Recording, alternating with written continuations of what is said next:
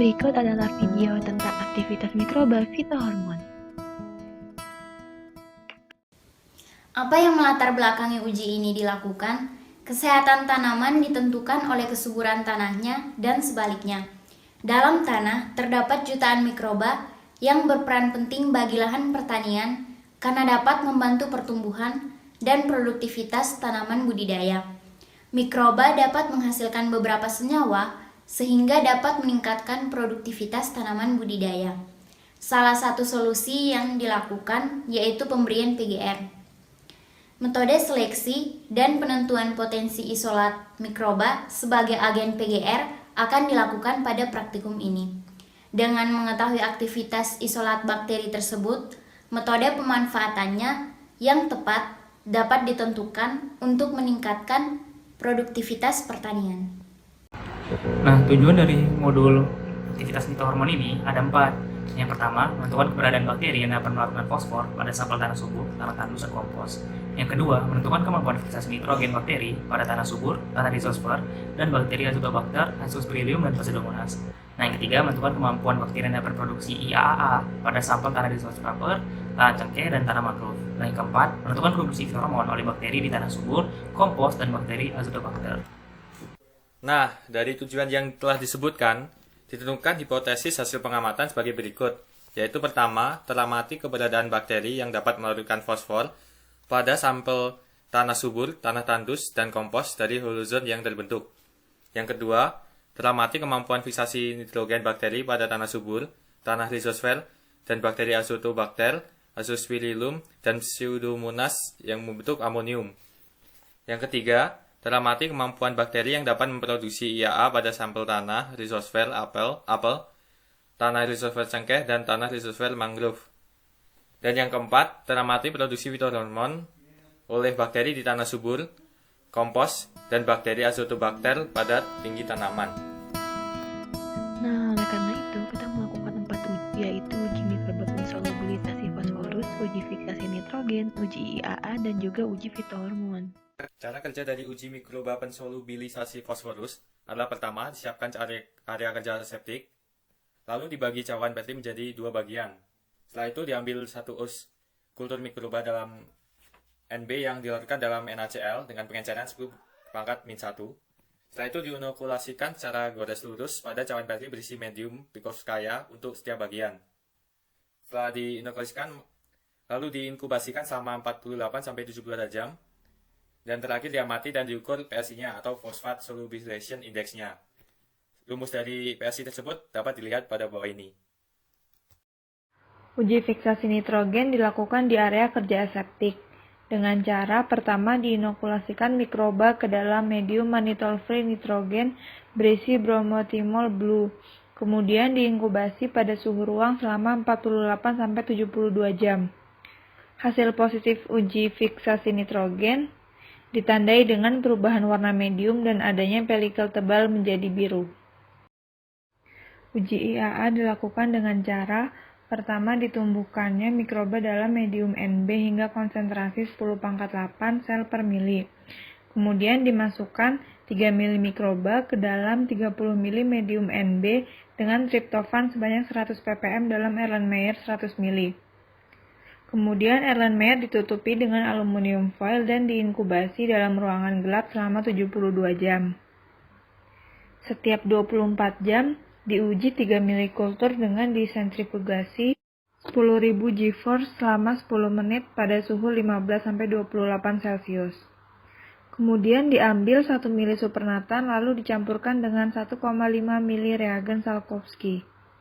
Setelah itu, diukur absorbansinya dengan panjang gelombang 530 nanometer dan diukur konsentrasinya.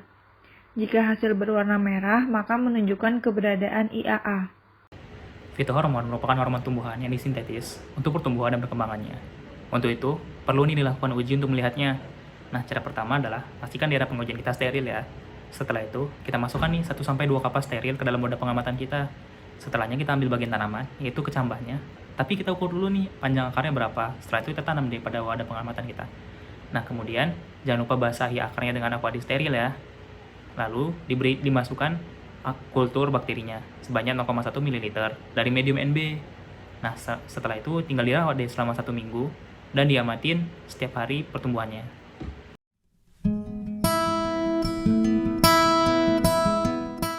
Hasil pengamatan menunjukkan adanya zona bening pada kompos sepanjang 2,781 cm, tanah subur sepanjang 1,330 cm, dan tanah tandus sepanjang 3,075 cm. Daerah bening ini adalah bukti adanya senyawa fosfor dalam bentuk yang mudah larut dalam air. Fosfor mudah larut ini adalah hasil dari pensolubilisasi atau pelarutan senyawa fosforus yang dilakukan oleh mikroba. Sebelum membahas mengenai hasil pengamatan, lebih baik dijelaskan dulu mengenai uji solubilisasi fosforus ini. Uji ini dilakukan untuk menguji kemampuan mikroba sampel dalam melarutkan senyawa fosfat tak larut menjadi fosfat larut. Kemampuan mikroba ini berperan dalam siklus unsur fosfor yang terbagi menjadi 2 tahap, yaitu pertama, pemecahan fosfat organik dari organisme yang didekomposisi menjadi fosfat anorganik, dan dilanjutkan yang kedua, pengubahan fosfat anorganik menjadi ortofosfat. Ortofosfat ini adalah bentuk senyawa unsur fosfor yang dapat digunakan oleh tanaman, sehingga peranan mikroba dalam melarutkan fosforus ini penting dalam agroekosistem. Mikroba pelarut fosfat menggunakan enzim yang bernama fosfatase untuk melarutkan fosfat organik menjadi ortofosfat. Mikroba tersebut juga mengekskresikan asam organik yang mampu membentuk kelat dengan kation aluminium dan velum yang membantu pelarutan fosfat. Nah, pada hasil pengamatan, semua cairan Petri teramati adanya zona bening. Dengan kata lain, uji mikroba pensolubilisasi fosforus pada ketiga cawan Petri menghasilkan hasil positif. Semakin luas zona bening yang terbentuk, maka semakin banyak jumlah senyawa fosfat mudah larut yang membuktikan semakin baiknya kemampuan mikroba tersebut dalam melarutkan fosfat organik. Hasil pengamatan menunjukkan zona bening terluas ada pada sampel tanah tandus. Sampel tanah tandus memiliki bahan organik yang rendah, sehingga tingkat keasamannya tidak terlalu masam. Kegiatan mikroba pensolubilisasi fosforus dapat terhambat oleh pH yang terlalu masam, sehingga mikroba pada sampel tanah tandus memiliki kemampuan pelarutan yang lebih tinggi. Berdasarkan gambar hasil pengamatan, dapat dilihat bahwa semua sampel menunjukkan hasil positif uji fiksasi nitrogen. Hal ini ditandai dengan terbentuknya partikel dan perubahan warna dari hijau menjadi biru. Nah, apa yang menyebabkannya? Perubahan warna disebabkan karena sifat indikator Brom-Timol Blue yang mampu mengubah warna hijau menjadi biru pada pH yang tinggi. Sedangkan terbentuknya partikel akibat adanya pertumbuhan bakteri diatrof non-simbiotik sebagai indikator bakteri mampu mereduksi sumber nitrogen dari media. Kemudian uji IAA. Nah, bisa dilihat di slide ini bahwa semua sampelnya menunjukkan hasil uji positif. Nah, uji positif itu ditandai dengan warna merah pada membran nitroselulosa atau pada media. Nah, warna merahnya ini terbentuk karena ada interaksi antara IAA dan Fe3+ setelah ditetesi oleh reagen Salkowski. Nah, semakin merah artinya konsentrasi IAA yang dihasilkan oleh bakteri semakin tinggi juga. Hampir 80% mikroorganisme di daftar itu dia berpotensi menghasilkan IAA. Nah, IAA sendiri itu adalah singkatan dari indol asetit asid, yang artinya fitohormon auksin alami yang berperan dalam perkembangan dan pertumbuhan tanaman, induksi pertumbuhan akar, dan perkembangan bunga dan buah. IAA dibagi menjadi 2, yaitu IAA endogen dan IAA eksogen. IAA endogen adalah IAA yang dihasilkan oleh tanaman itu sendiri, sedangkan IAA eksogen adalah IAA yang diberikan dari luar sistem tanaman. IAA endogen berfungsi untuk perpanjangan sel, sedangkan IAA eksogen berfungsi dalam memperbaiki tunas dan pembentukan akar. IAA diproduksi pada bagian meristem apikal tanaman dan dapat diproduksi melalui beberapa jalur. Jalur yang paling umum adalah jalur IPA atau indol 3-pirofitasid yang dimulai dengan deaminasi triptofan oleh transminase menjadi IPA.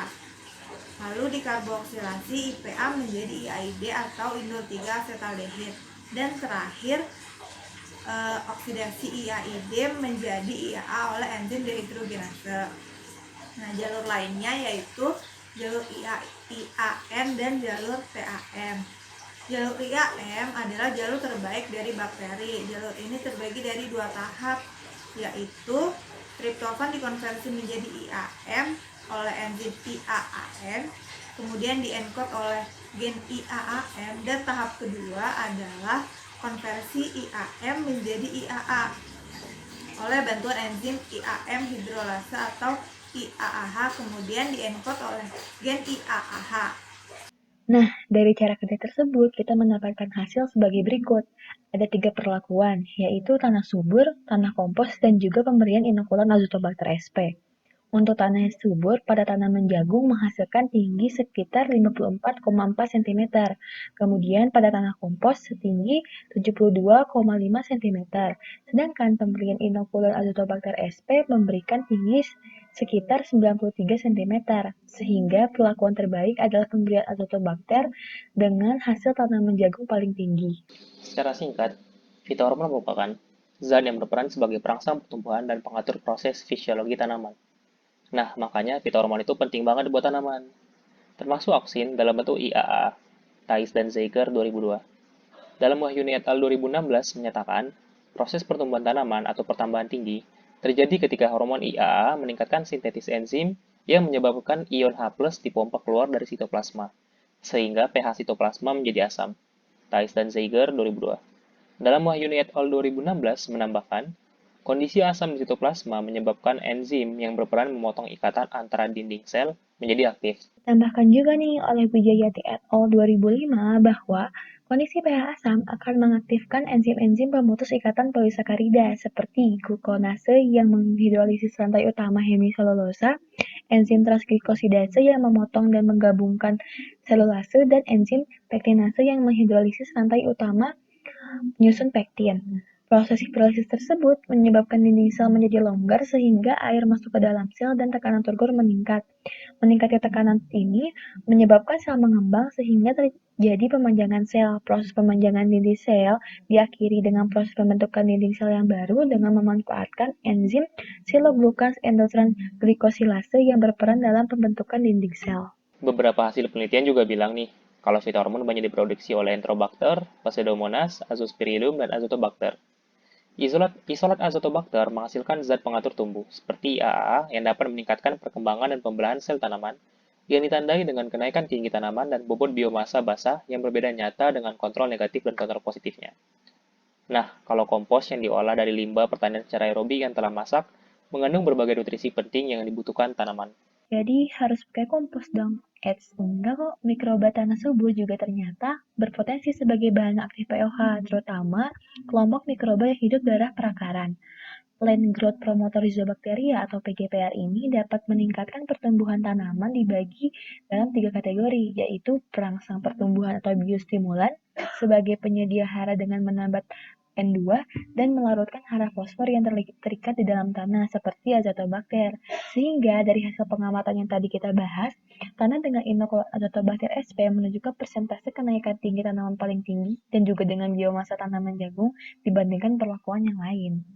Kesimpulan yang didapat dari modul 7 aktivitas mikroba fitohormon yaitu teramati tanah subur, tanah tandus, dan kompos menghasilkan indeks solubilasi fosforus berturut-turut yaitu 1,33, 3,075, dan 2,781.